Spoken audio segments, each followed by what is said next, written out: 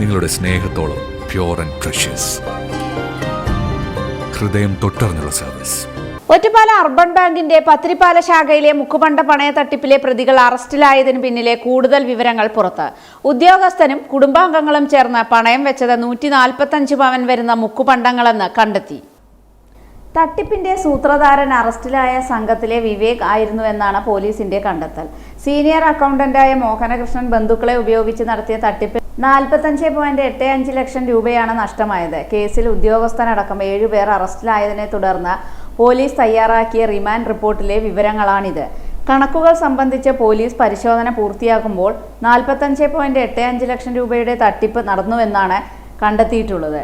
നേരത്തെ ഇത് 48.50 ലക്ഷം രൂപയായിരുന്നു. ബാങ്കിലെ സീനിയർ അക്കൗണ്ടന്റായിരുന്ന അറസ്റ്റിലായ മോഹനകൃഷ്ണന്റെ സഹോദരിയുടെ മകൻ തേങ്കുറിശി മഞ്ഞളൂർ ഇലമനം വാരിയത്ത് വിവേകാണ് തട്ടിപ്പിലെ മുഖ്യ സൂത്രധാരനെന്ന് പോലീസ് വിലയിരുത്തുന്നു.